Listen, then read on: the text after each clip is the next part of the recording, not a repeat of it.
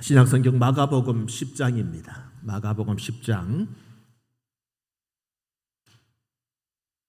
46절부터 52절까지 신약성경 72면 마가복음 10장 46절부터 52절까지 말씀 봉독을 하겠습니다.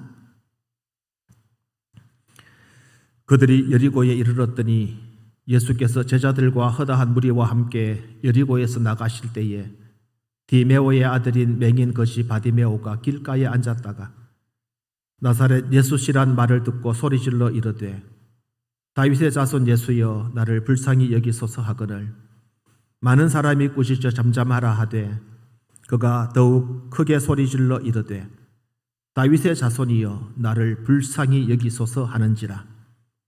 예수께서 머물러 서서 그를 부르라 하시니 그들이 그 맹인을 부르며 이르되 안심하고 일어나라 그가 너를 부르신다 하매 맹인이 겉옷을 내버리고 뛰어 일어나 예수께 나오거늘 예수께서 말씀하여 이르시되 내게 무엇을 하여 주기를 원하느냐. 맹인이 이르되 선생님이여 보기를 원하나이다.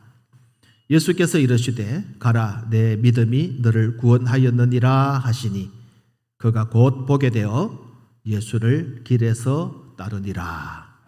아멘. 할렐루야. 하나님을 찬양합니다. 오늘도 하나님께서 우리 예배를 기쁘게 받으시고 또 은혜와 복을 주실 줄 믿습니다. 자, 오늘 우리가 읽은 마가복음 10장 46절부터 52절의 말씀은 여러분 잘 아시죠? 너무너무 잘 알고 있는 말씀입니다.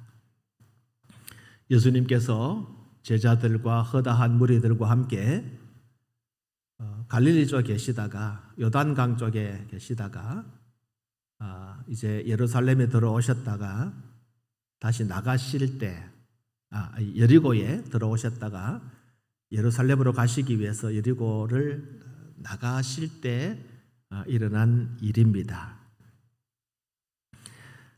예수님의 일행이 자기 마을 동네로 지나가신다 하는 소리를 바디메오라는 사람이 듣게 되어집니다. 이 바디메오는 오늘 말씀에도 소개를 하고 있듯이 디메오의 아들이며 거지이자 동시에 맹인이라. 앞을 보지 못하는 거지라는 뜻이에요. 그가 여리고 자기 동네 익숙한 한 곳을 자리 잡고 생활의 터전으로 삼고 그 생활이 뭘까요? 할 수 있는 것이라고는 구걸하는 것밖에 없었겠습니다. 그래서 그는 거지로서 이 구걸을 하면서 하루를 연명했던 사람입니다. 그야말로 아주 불쌍한 사람이죠. 늘 그랬듯이 바디메오는 길가에 앉아서 구걸하고 있었는데 그는 비록 앞은 보지 못했지만 들을 수는 있었습니다. 아마 앞을 보지 못하는 사람들은 귀가 더 밝을 거예요. 온갖 신경이 귀로 모이기 때문에 그래서 예수라는 분이 들어보니까 지나간다는 거예요. 구걸하기 위해서 앉아있는 그 자리를 예수라는 분이 지나간다. 아마 바디메오가 이 소식을 듣고 흥분을 감추지 못합니다. 아마 이 바디메오는 예수님 한 번도 만난 적은 없었지만은 예수님이 어떤 분이라는 사실을 아마 귀로 많이 들었던 것 같습니다. 마침 예수님 일행이 자기가 앉아서 구걸하는 그 자리를 지나간다. 그리고 실제로 그 지나가는 소리가 들렸습니다. 그래서 그는 흥분합니다. 그리고 소리를 지르죠. 다윗의 자손 예수여 나를 불쌍히 여기소서. 이게 불쌍히 여겨달라는 말은 자비를 베풀어 달라는 뜻입니다.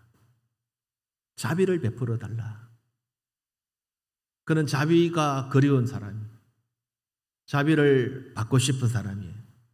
누군가 자기를 불쌍히 여기주기를 바라는 사람이었습니다. 그래서 그는 하나님 앞에 누군가 나를 도와주는 사람이 있었으면 좋겠다라고 하는 마음을 가지고 있었던 그런 사람이었죠.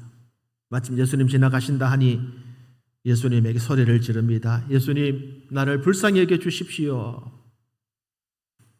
소망 없던 바디메오, 하루하루 구걸해서 연명하던 바디메오에게 예수라는 그 이름은 소망이었습니다. 복음이었습니다. 그래서 예수가 지나간다는 말을 듣고 소리를 지르고 불쌍히 여겨달라고 요청하고 있는 것입니다. 그때 함께 따르던 제자들과 사람들의 반응이 무엇입니까? 바디메오를 향하여 조용히 하라고 소리를 지릅니다. 바디메오가 다윗의 자손 예수여 나를 불쌍히 여기소서 아마 크게 소리 질렀지 않겠습니까? 이 광경을 상상을 해봅니다. 예수님을 따르던 제자들과 무리들이 바디메오를 향하여 더 크게 소리 지르고 잠잠해! 조용해! 감히 누구 안전이라고 그렇게 소리를 지르고 있어 아마 꾸짖었던 것 같습니다. 무시하고 모욕을 주었다는 말이죠. 바디메오는 그동안도 무시를 당하고 많은 사람들로부터 모욕을 받아왔던 사람입니다. 그 정도의 무시당함은 바디메오에게는 아무것도 아니죠. 이미 연단된 사람일 것입니다. 바디메오는 더 크게 소리를 지릅니다. 더 크게 소리를 지릅니다. 다윗의 자손이여, 예수여, 나를 불쌍히 여기소서. 바디메오의 그 부르짖음이 예수님의 발걸음을 멈추게 했습니다. 바디메오의 부르짖음을 들은 예수님께서는 제자들에게 그를 불러오라고 명령합니다. 그를 부르라. 제자들은 바디메오에게 가서 말합니다. 그분이 너를 부르신다. 안심하고 일어나거라. 안심하고 일어나거라. 그가 너를 부르신다. 그때 바디메오의 반응이 무엇입니까? 그의 행동이 어떠했습니까? 바디메오가 맹인이 겉옷을 내버리고 뛰어 일어나 예수님께로 나아갔다고 했습니다. 예수님은 자기에게 나온 바디메오에게 뭐라고 묻습니까? 그리고 바디메오는 예수님에게 무엇을 요청하고 있습니까? 네가 무엇하여 주기를 원하느냐 예수님께서 물으셨을 때에 바디메오는 선생님 보기를 원합니다. 나도 볼 수 있기를 바랍니다. 나도 눈이 떠져서 다른 사람들처럼 세상을 볼 수 있기를 바랍니다. 그의 간절한 소망이었습니다. 예수님은 바디메오에게 말합니다. 가라. 내 믿음이 너를 구원하였느니라. 할렐루야. 내 믿음이 너를 구원하였느니. 예수님은 그의 믿음을 보신 거예요. 예수님께서 나를 고쳐주실 줄로 믿습니다. 주님 나를 불쌍히 여겨 주십시오. 나를 고쳐주십시오. 당신은 나를 고칠 수 있습니다. 믿음을 가지고 부르짖었을 때에 예수님은 그 믿음을 보시고 가라. 내 믿음이 너를 구원하였느니라 말씀하셨습니다. 그의 간절한 기도가 바로 바디메오에게는 큰 구원의 능력이 된 것입니다. 여러분 하나님 앞에 우리 주님 앞에 부르짖으십시오. 여러분의 소원을 아뢰십시오. 간절히 기도하십시오. 하나님이 응답하실 것입니다. 여러분 이것이 오늘 본문의 내용입니다. 이 내용 우리가 이미 잘 알고 있습니다. 오늘 본문에 보면 저는 특별히 50절 말씀을 여러분과 함께 나누려고 합니다. 50절에 보면 바디메오 맹인이 겉옷을 내버리고 뛰어 일어나 예수께 나아오거늘 그렇게 말씀을 하고 있습니다. 저는 오늘 겉옷을 내버린 바디메오의 그 모습을 통해서 우리가 벗어야 할 옷이 무엇이고, 다시 말씀드리면 바디메오처럼 내버려야 될 옷이 무엇이며 우리가 취해야 할 옷, 우리가 다시 입어야 할 옷은 무엇인지에 대한 말씀을 함께 나누려고 합니다. 예수님께서 바디메오를 부르실 때 바디메오가 겉옷을 내버리고 뛰어 일어나 예수님께 나아갔습니다. 바디메오는 맹인이었고 거지였습니다. 여러분, 거지라고 명품 옷을 입지 말라는 법이 있습니까? 거지라고 좋은 옷 입지 말라는 법이 있습니까? 그런 차별은 있을 수 없습니다. 그러나 우리가 이미 잘 알고 그가 거지라고 그렇게 부르는 것은 그 가난하다는 말이고, 가난하다는 말은 먹는 것조차도 힘든, 입는 것은 고사하고 먹는 것조차 힘든 삶을 살아가고 있는 사람이라는 뜻이겠지요. 물론 부자 거지들이 있는 줄로 압니다. 열심히 구걸해가지고 명품 옷을 입고 좋은 차를 타는 사람도 있다고 해요. 그런데 오늘 이 바디메오는 우리가 알다시피 너무나 가련한 사람입니다. 그가 입었던 옷은 남루한 옷이었을 것입니다. 그는 비록 남루한 옷을 입었을지라도 그 옷은 단순한 옷은 아니었습니다. 그에게 있어서 이 옷은 굉장히 소중한 옷이었습니다. 제가 어제 아침에 서면에 잠깐 나갈 일이 있어서 걸어서 이제 서면 다녀오는 길에 동천 지나서 이제 서면 초입 들어가는데 아침 해가 막 이제 좀 비치기 시작할 때인데 그 한켠에 해가 좀 비치는 곳에 어떤 분이 누워 계세요. 이른바 노숙자였습니다. 어제 좀 추웠잖아요, 아침에. 근데 햇빛이 조금 비치는 그 양지에 가방 하나 베개 삼고 바닥에 그냥 남루한 옷, 이 파카 같은 이 때가 아주 많고 낡은 그 옷을 입고 그 쉬고 있는 노숙자를 보았어요. 마음이 참 아팠습니다. 근데 그 부분은 아니고 좀 가다 보니까 그 아침 서면에 이런 분들이 여러 사람이 있더라고요. 여러 사람이. 사람들이 지나간 밤에 먹다가 버린 그 음료수를 잔뜩 모아놓고 그것을 마시는 사람들도 있고 마음이 참 아팠어요. 근데 그들은 한결같이 다 남루한 옷을 입고 있더라고요. 근데 그 옷은 그에게 생명이에요. 그 옷은 그분에게는 생명. 그걸 꼭꼭 참 입고서 있는 모습을 봅니다. 자신의 몸을 보호해주는 생명 같은 중요한 옷이었습니다. 여러분, 오늘 이 옷이라고 하는 것은 우리에게 참 소중한 것이죠. 아마 바디메오에게 있어서 이 옷, 겉옷도 굉장히 소중한 옷이었을 것입니다. 밤에는 이불 같은 옷이었기도 하고요. 요한복음 베데스다 연못 주변에서 물이 동하면 연못에 먼저 들어가 병을 고치기를 원했던 사람들이 여럿 있었지 않습니까? 그때 38년 된 병자도 그들 가운데 있었습니다. 예수님은 38년 된 병자가 베데스다 연못 물이 동하기를 바라면서 기다리다가 넣어주는 사람이 없으므로 38년째 고통스러운 질병으로 아파하는 그 사람을 만났습니다. 그를 고쳐주었습니다.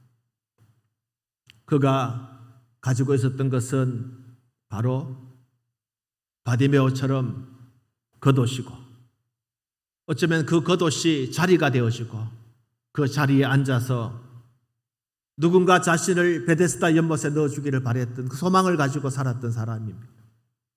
그래서 어떤 사람에게는 그 겉옷은 자기를 보호해주는 자리가 되기도 하고 소중한 것이었습니다. 생명 같은 것이었습니다.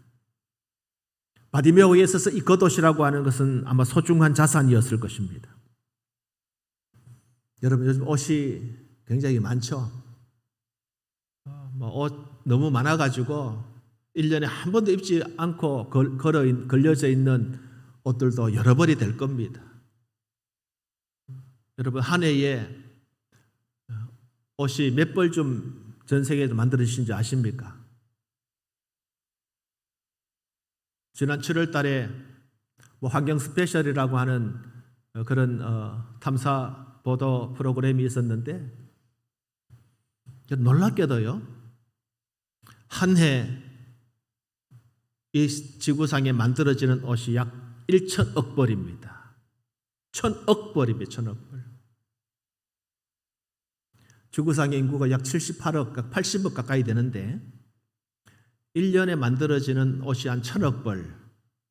그러면 어림잡고도 평균적으로 한 사람에게 15벌 정도 평균적으로. 어떤 사람은 한 벌도 안 사는 사람이 있고 어떤 사람은 수십 벌 사는 사람도 있는데 한 15벌, 1년에 말입니다. 1년에 15벌 정도 가질 수 있는 옷이 만들어져요. 근데 더 놀라운 사실은 세계 경제 포럼이라고 하는 단체에서 조사를 했더니 1년에 생산되는 옷의 85%가 팔리지 않고 폐기가 된다 그래요. 그리고 우리가 1년에 버리는 옷들 이것이 다 모아져 가지고 저 제3세계 가난한 나라 사람들에게 가잖아요. 우리가 헌옷을 버리기도 하고 버리면 수고하는 분들이 거두어 가지고 필요한 것들은 또 다름질이나 또 빨아서 판매도 하고, 그렇지 않은 경우에 대부분 이제 아프리카나 동남아시아 제3세계에 나가기도 하는데, 특별히 아프리카로 많이 가는데 아프리카 가나 같은 곳에는 계속 옷이 들어와요. 옷이 엄청나게 들어옵니다. 그것이 다 또 필요한 사람은 가느냐? 가지 않아요. 그래서 쌓여요. 산이 되고 이게 흘러내려와 가지고 강으로 흘러가고, 그래서 그 프로그램을 보면 그 강이 그냥 옷으로 뒤덮여 있습니다. 옷의 홍수 시대를 우리가 살아가고 있습니다. 저는 이 바디메오가 입었던 겉옷을 여러분들에게 소개를 하려고 합니다. 오늘처럼 옷의 홍수 시대, 흔하디 흔한 옷의 홍수 시대를 살아가는 우리들에게야 옷이 그다지 소중하지 않게 보이는지 모르겠지만은 적어도 바디메오에게 있어서 옷은 너무나 귀하였습니다. 구약시대에 과거의 옷이라고 하는 것은 만들기도 쉽지 않았지만 굉장히 비쌌지 않습니까? 그래서 아주 귀한 물건이었습니다. 성경에도 옷은 굉장히 귀한 물건으로 소개가 되고 있습니다. 여호수아 7장 21절을 보면 이스라엘이 이제 여리고 성을 무너뜨리고 그 다음 전투가 아이성이라고 하는 조그마한 성의 전투인데 실패를 합니다. 이 전쟁이 집니다. 진 이유를 살펴보니까 한 사람이 범죄를 했어요. 죄를 범했어요. 그 사람 이름이 아간입니다. 제비를 뽑았는데 아간이라는 사람이 뽑혔어요.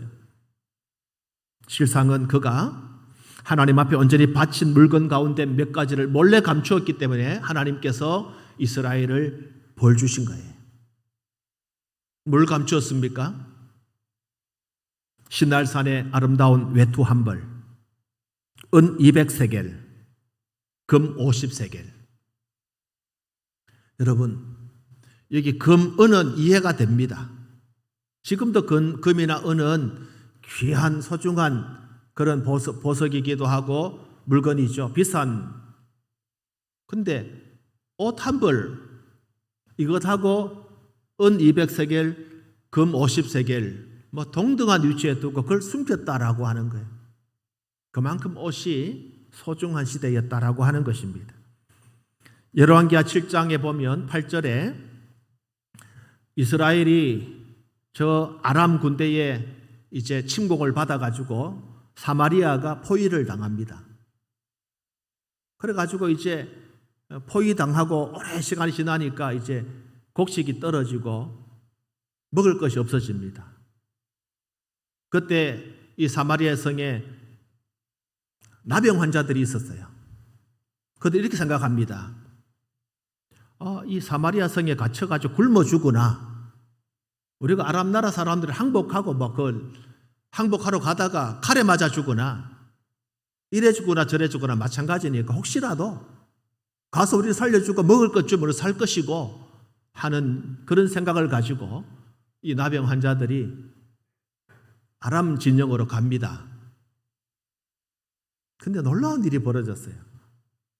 죽기 살기로 요즘 말로 죽으면 죽으리라 하고 갔는데 가서 보니까 이미 아람 사람들이 무슨 일인지 다 도망가고 없어요. 아무도 없어요. 있던 것 다 두고 자기 소유를 다 두고 도망을 갔습니다. 근데 거기 보니까 그곳에는 버린 의복과 병기가 가득하였다. 의복과 병기가 가득하였다. 병기는 고대시대 전쟁의 무기, 요즘 말로 하면 총칼, 대포, 얼마나 소중합니까? 의복과 병기를 그만큼 이 옷이라고 하는 것이 그 시대에는 소중했다라고 하는 것입니다. 바디메오에게 있어서 이 옷이라고 하는 것은 적어도 그 누구보다도 일반 사람들에게 있어서 옷이 소중한 것보다는 앞을 보지 못하는 거지로 살아가는 이 바디메오에게 있어서 이 겉옷의 소중함은 이루 말할 수 없을 만큼. 그런데 바디메오가 예수님께서 자기를 부르자 겉옷을 어떻게 했다고요? 내버리고. 어떻게 해요? 내버리고. 그 소중한 자기의 겉옷을 내버리고 예수께로 나아갔다는 거예요. 여러분, 겉옷이라고 하는 것은 포기할 수 없는, 특별히 이 바디메오에게 있어서 겉옷은 양보할 수 없고 포기할 수 없는 가장 소중한 것이었습니다. 여러분, 바디메오는 이 가장 소중한 것을 과감히 버리고 예수님께 나아갔습니다. 만약 예수님 우리를 부르실 때에, 만약 예수님께서 저와 여러분들을 부르실 때 여러분들은 무엇을 포기하고 나갈 수 있겠습니까? 예수님 여러분들을 부르신다면 여러분은 무슨 옷을 벗어놓고 예수님께 갈 수 있겠습니까? 여러분들이 내버려야 될 옷이 무엇일까요? 여러분들이 반드시 포기해야 되고 예수님께로 나아가기 위해서 벗어버려야 할 옷이 있다라고 하는 것입니다. 여러분, 어떤 옷입니까? 여러분이 포기해야 될 옷이 무엇입니까? 여러분, 사실 옷이라고 하는 것은 옷은 원래 하나님께서 우리에게 옷을 주지 않았어요. 옷은 왜 생겨났습니까? 하나님이 창조한 인간 아담이 하나님과 같이 될 수 있다라고 하는 마귀의 꾀임에 빠져가지고 교만하고 불순종한 죄를 지었어요. 그가 하나님 앞에 죄를 짓고 나니까 눈이 떠진 겁니다. 그리고 자기가 벗은 것을 알고 부끄러워하기 시작했어요. 수치를 느끼기 시작했습니다. 원래 하나님께서는 인간을 창조 옷을 주지 않았어요. 부끄러운 줄 몰랐습니다. 그런데 그가 죄를 범하고 나니까 부끄러움이 보여, 수치가 보이고, 그래서 무화과 잎을 엮어서 치마로 만들어 입은 것이 옷의 기원입니다. 이후에는 짐승을 잡아가지고 그 짐승 가죽으로 옷을 만들었습니다마는 이것은 이 옷을 입었다라고 하는 것은 뭘 말합니까? 인간의 불완전성, 죄, 이것을 사실 말하는 거예요. 우리 옷이 아름답고 옷이 날개라는 말을 하죠. 옷이 우리의 삶에 즐거움도 주기도 하고 때로는 이 옷을 통해서 우리가 만족을 얻기도 하지만 사실은 옷이라고 하는 것은 나는 죄인입니다라고 하는 고백이에요. 옷을 입었다라고 하는 것은 그 기원이 그렇습니다. 우리의 죄성 때문입니다. 불완전함 때문입니다. 교만 때문입니다. 우리가 옷을 여러 겹 입습니다. 속옷도 있고 또 겉옷도 입는데 우리가 벗어야 될 이 겉옷이란 옷의 대명사입니다. 우리가 벗어야 될 옷이 뭐냐? 옷. 이 겉옷이라고 하는 것은 성경에서는 겉사람, 고린도후서 4장 16절에 그러므로 우리가 낙심하지 아니하노니 우리의 겉사람은 낡아지나 우리의 속사람은 날로 새로워지도다. 우리 옷은 겉사람, 이것은 낡아질 것입니다. 겉사람이라고 하는 것은 옛사람을 말합니다. 옛사람이라고 하는 것은 거듭나지 못한 혈기에 있는 것을 말합니다. 교만하고 방탕하고 정욕적인 것을 말합니다. 불완전하고 그래서 실패하는 것을 말합니다. 그래서 바울은 거듭나지 못한 옛사람을 벗어버리고 새 사람을 입으라. 벗고 무엇을요? 그 사람, 변화되지 못한 옛사람, 죄로 가득한 그 삶을 포기하고 입어라. 뭘요? 새 사람을 입어라. 새로운 사람으로 입으라고 말씀하고 있는 것입니다. 이 겉옷은 불신앙의 옷을 말합니다. 우리가 벗어야 될 겉옷은 불신앙을 말합니다. 죄의 옷을 말하는 것입니다. 우리는 죄와 불신앙을 벗어야 됩니다. 우리가 하나님께로 나아가기 위해서 우리가 입고 있는 죄를 벗어야 됩니다. 불신앙의 옷을 벗어야 됩니다. 물론 옷 입은 상태에서 또 입을 수 있겠죠. 그러나 우리가 옷을 제대로 입으려면 입고 있던 옷을 벗어야 됩니다. 새 옷을 입으려면 헌 옷을 벗어야 됩니다. 그렇죠. 그래서 우리는 이 불신앙의 죄의 옷을 벗어야 됩니다. 그래야 새 사람을 옷 입을 수 있기 때문입니다. 옛 사람을 벗어야 새 사람을 입을 수가 있습니다. 바디메오는 자신이 입고 있던 겉옷, 옛 사람, 죄, 불신앙 이걸 다 벗고 예수님께로 나아갑니다. 왜냐하면 그가 예수라는 새 옷을 입기 위해서 죄의 옷을 벗었던 것입니다. 여러분 무엇을 벗으렵니까? 우리가 벗어야 될 옷이 무엇입니까?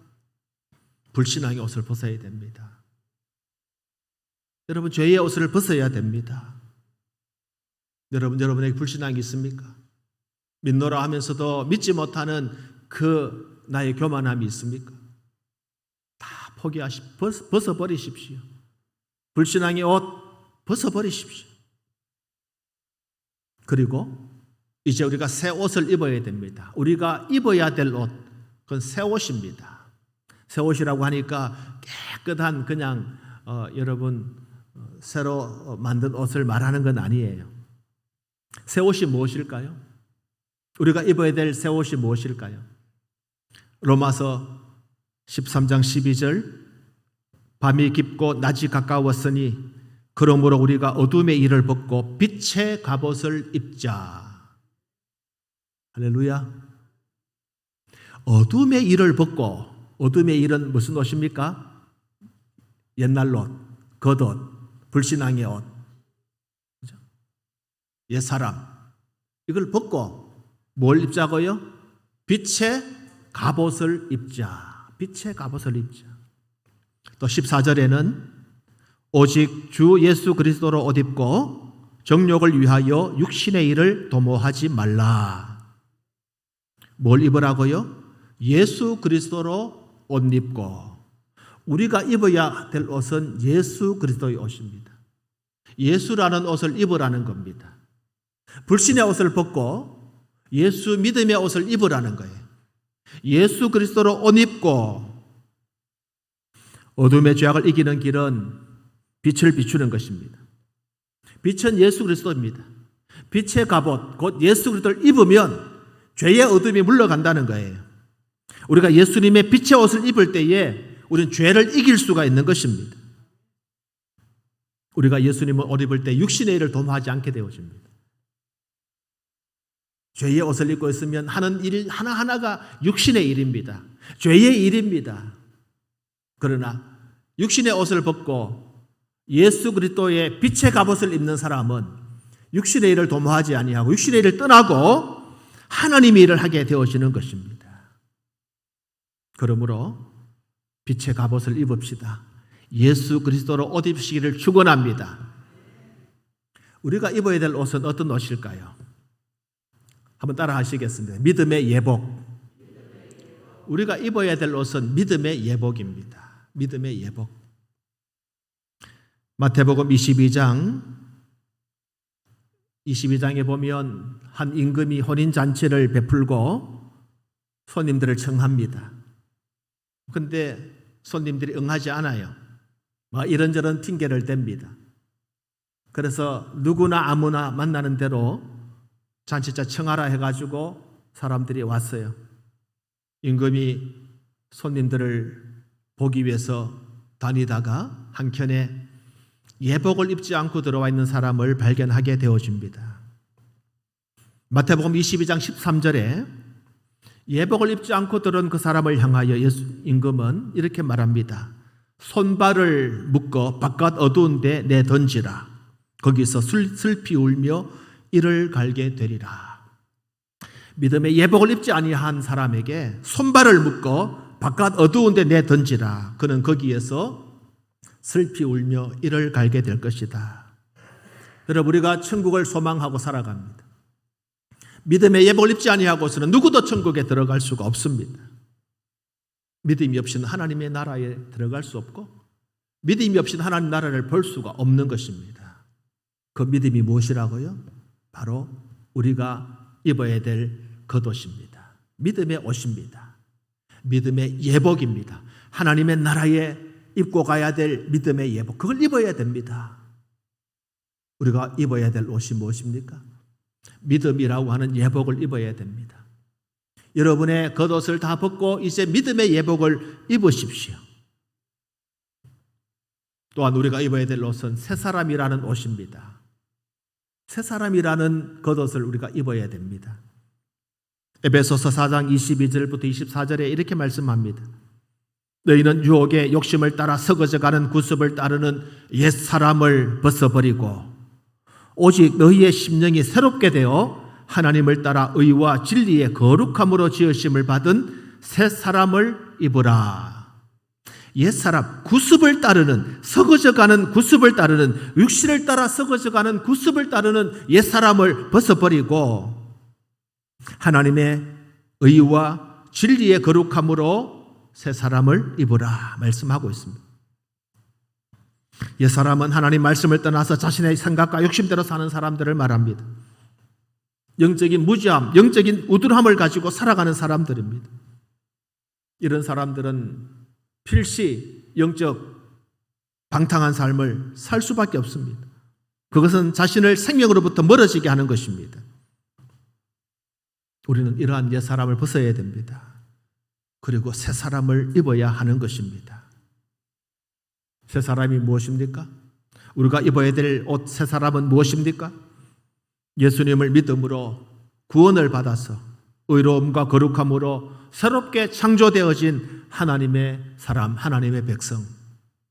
예수님으로 새롭게 창조되어진 하나님의 백성, 새 사람입니다. 오늘 저와 여러분은 새 사람을 입어야 됩니다.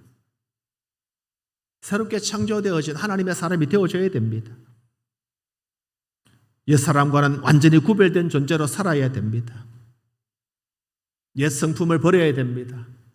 예수 믿기 전에 가졌던 옛사람을 버려야 됩니다. 그때 생각과 사상을 포기해야 됩니다. 그때 가졌던 우리 행동들을 포기해야 됩니다. 하나님의 형상을 따라 의와 진리로 거룩함을 입은 존재로 살아야 됩니다. 성도 여러분들, 이제 우리는 새 사람을 입고 입어야 될 하나님의 옷을 입고 하나님 앞에 살아가는 하나님의 백성들입니다. 저와 여러분들은 이 은혜를 누린 하나님의 사람들입니다. 그런 변화가 있어야 됩니다. 이런 하나님의 사람이 나타나고 보여지는 변화가 무엇입니까?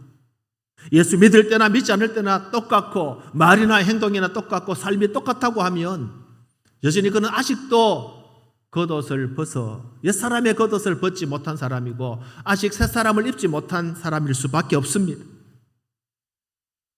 옛사람을 벗은 사람들의 삶이 달라져야 됩니다. 구체적인 변화가 있어야 됩니다. 예수를 믿을 때나 믿지 않을 때나, 교회 출입할 때나 출입하지 않을 때나 똑같다면 아직도 하나님의 사람이라고 말할 수 없는 것입니다.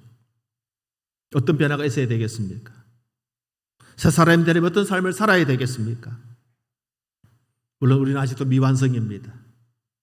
아직 성화되지 못한 우리의 삶을 가지고 살기 때문에 실수도 하고 실패도 하고 죄도 짓습니다. 그러나 우리는 하나님 앞에서 하나님의 사람으로 새로운 옷을 입었기 때문에 자신을 철저히 부인하면서 날마다 회개하면서 하나님 앞에서 하나님의 사람으로 살아갈 수 있도록 도와달라고 기도하면서, 그렇게 하지 못하는 자신을 안타까워하면서 눈물로 하나님 앞에 살아야 되는 것입니다. 어떻게 해야 될까요? 성경 에베소서에서는 우리에게 구체적으로 몇 가지를 말씀합니다. 새 사람을 입은 하나님의 사람이 어떻게 살아야 되는지 말씀하고 있습니다. 에베소서 4장 26절 27절에 분을 내어도 죄를 짓지 말며 해가 지도록 분을 품지 말고 마귀에게 틈을 주지 말라. 분을 내지 말고 분을 품지 말고 마귀에게 틈을 주지 마라. 우리가 분을 품는 그 순간에 마귀가 우리 속에 들어옵니다. 내가 분노하는 그 순간 마귀가 우리를 조종합니다. 그래, 잘한다. 계속 분노하고 품고. 여러분, 그래서 분을 내어서도 안 되고 혹 분을 낼 수 있더라도 죄를 짓지 말라고 그랬어요. 분을 품되 해가 지도록 분을 품지 말라고 그랬어요. 미리 말씀드린 것처럼 우리는 아직도 완전히 거룩한 존재는 아닙니다. 예수 믿고 믿음으로 살지만 여전히 부족한 존재입니다. 그래서 실수도 하고 실패도 합니다. 화도 내고 분노도 표출합니다. 죄도 짓습니다. 그러나 우리를 돌아보면서 우리가 분을 낼 때, 분노가 나올 때 하나님 앞에 또 잠시 회개하면서, 하나님, 또 내가 분노하고 있습니다. 내 약함 때문입니다. 도와주십시오. 혹 분노하더라도 해가 지도록 말은 계속해서 그 분을 품고 살지 말라는 거예요. 속히 그 분노를 다 제거하고, 그래서 어떻게 해요? 마귀에게 틈 주지 마. 마귀에게 틈을 줘서는 안 된다는 거예요. 거짓과 분노를 버리는 삶을 살아야 됩니다. 마귀는 분노를 좋아합니다. 분을 품으면 마귀가 틈을 탑니다. 그러므로 거짓과 분노를 버려야 됩니다. 오늘 하나님으로 옷 입은 새 사람은 분노와 거짓을 버려야 됩니다. 28절에는 도둑질하는 자는 다시 도둑질하지 말고 돌이켜 가난한 자에게 구제할 수 있도록 자기 손으로 수고하여 선한 일을 하라 그랬어요. 예수 믿기 전에는 이 도둑질을 하는 것도, 도둑질하고도 양심의 화인 받아서 죄인 줄 모르고, 그런데 예수 믿고 나니까 지난날 예수 믿기 전에 내가 저질렀던 작은 죄까지도 하나님 앞 회개가 나오고, 소천하셨습니다마는 이송신 목사님, 전에 남천교회 심호하시다가 분당으로 가신 분인데 돌아가셨습니다마는, 제가 아주 그분이 독일에서 목회하시다가 남천교회에 오셨을 때에 제가 대구에서 집회에 참석하기 위해서 부산에 왔다가 목사님 설교를 들었는데, 지금도 뇌리에 꽂혀 있는 한 말씀이 있어요. 한 예화였는데 자취생들이 이제 두 명이 자취를 하면서 밥을 이제 자취방에서 끓여 먹고 된장도 끓여 먹고 맛있게 잘 먹었대요. 늘 된장, 시골에서 보내온 된장 가지고 된장국 끓여 먹고 맛있게 잘 먹었는데, 그렇게 맛있게 잘 먹었는데 어느 날 그 장독을 열어봤더니 그 장독 속에 언제 빠져 죽은지 모를 쥐 한 마리가 있더라는 거예요. 언제 빠져 죽었는지 모를 쥐 한 마리가 그 장독 속에. 여러분, 끔찍하지 않습니까? 근데 그것을 모를 때는 그렇게 맛있었대요. 그냥 계속해서 된장 끓여 먹고 했는데 어느 날 그 광경을 본 순간 어제 먹었던 것도 올라오고 일주일 전에 먹었던 것도 구역질이 나고 한 달 전에 먹었던 1년 전에 먹었던 게 막 그냥 구역질이에요. 여러분, 우리가 죄가 죄인 줄 모를 때에는 죄에 대한 심각성을 알지 못하고 그냥 죄와 함께 즐겁게 지냈습니다. 하나님 없이 살았던 우리들은 죄와 함께 즐겁게 살았습니다. 죄인 줄 몰랐어요. 근데 어느 날 우리가 예수님을 인격적으로 만나고 예수님이 나의 구주라는 사실이 인정이 되어지고 내가 하나님으로 새 사람을 옷 입었을 때에 과거의 내 죄, 그 조그만한 죄도 구역질이 나고 회개가 되어지고, 여러분, 새 사람을 입은 사람의 모습이 이래야 된다는 거예요. 하나님 우리의 죄를 막 깨끗하게 씻어주셨습니다. 진홍같이 붉을지라도 양털같이 희게 해. 먹보다도 검어도 흰 눈보다도 희게 해주시는 하나님이십니다. 그러나 우리가 하나님께로 나아갈 때입니다. 우리의 겉옷, 죄의 겉옷, 불신앙의 겉옷, 아버지 하나님께 이걸 다 벗고 나갈 때, 그걸 내버리고 하나님께 나갈 때 주님 우리의 모든 지난날의 죄악을 용서해 주시는 것입니다. 28절에 도둑질하지 말고 가난한 자들을 구제하라고 그랬어요. 매사에 성실해야 됩니다. 하나님의 사람은 매사에 성실해야 됩니다. 하나님의 사람, 새 사람으로 옷 입은 우리들은 세상 사람들이 볼 때 저 사람은 하나님의 사람이구나. 달라, 무언가 달라. 최선을 다하는 거예요. 세상에 살아가면서 최선을 다하는 겁니다. 예수 믿는다고 교회 다닌다고 말은 하면서 세상 표현으로 뺀질뺀질해가지고 말이죠. 여기다리나 피우고 하면 그래 예수 믿는다. 그래서 그게 어때서? 세상에서 우리에게 그렇게 말합니다. 29절에 무릇 더러운 말은 너희 입 밖에도 내지 말고 오직 덕을 세우는 데 소용되는 대로 선한 말을 하여 듣는 자들에게 은혜를 끼치게 하라. 더러운 말을 꺼내지 마십시오. 더러운 말 입 밖에도 꺼내지 마십시오. 덕을 세우는 말만 하십시오. 선한 말을 하십시오. 그래서 듣는 자들로 하여금 은혜를 끼치게 하십시오. 옛사람을 입고 죄를 옷 입은 사람들은 더러운 말 그것 심각하게 생각하지 않고 이간하는 말도 하고, 그러나 그럼에도 불구하고 오늘 우리 하나님의 사람으로 변화를 받고 새 사람을 입었다고 하면 덕이 되지 않는 말은 하지 말아야 됩니다. 부드럽고 따뜻한 유순한 말, 유익되는 말만 해야 되는 것입니다. 세상 사람들에게 은혜와 덕을 끼쳐야 됩니다. 이것이 새 사람을 입은 삶의 모습입니다. 말씀을 정리하겠습니다. 죄악의 낡은 옷을 다 벗고 예수로 옷 입고 그리스도의 빛의 갑옷을 입으시기 바랍니다. 낡은 죄의 옷, 옛사람을 내버리지 않고서는 예수님께로 갈 사람이 아무도 없습니다. 우리가 이제 새 옷을 입었습니다. 여러분, 새 옷 입으면 어떻게 합니까? 새 신시는 어떻게 합니까? 혹시 뭐 때가 묻을까? 새 옷 입고 어디 음식점 가면 말이죠. 거기 음식 틀까 싶어가지고 앞치마도 뭐 자주 오래 입었던 옷은 뭐 별 신경 안 쓰지만 새 옷, 새 신시는 말이죠. 혹시 물이나 튈까 싶어가지고 얼마나 조심합니까? 우리 여러분들이 새 옷을 입은 그리스도인이라고 하면 그걸 조심해야 됩니다. 죄의 오물이 튀지 않도록 여러분 조심하셔야 됩니다. 부지런히 하나님 앞에 나가야 됩니다. 이제 새 사람을 입으시기를 축원합니다. 예수를 힘입기를 주님의 이름으로 축원합니다. 과거의 죄악의 옷, 육신의 옷 다 벗어버리십시오. 그리고 새 옷을 입어 거룩한 하나님의 성전으로 살아가시기를 축원합니다. 오늘 여러분들이 하나님이 사랑하는 하나님의 백성인, 하나님의 거룩한 하나님의 사람이기 때문에 하나님이 주신 놀라운 은혜를 늘 간직하고 살아간 하나님의 사람이기 때문에 하나님 여러분을 새 사람이라고 불러주셨습니다. 새 사람을 힘입읍시다.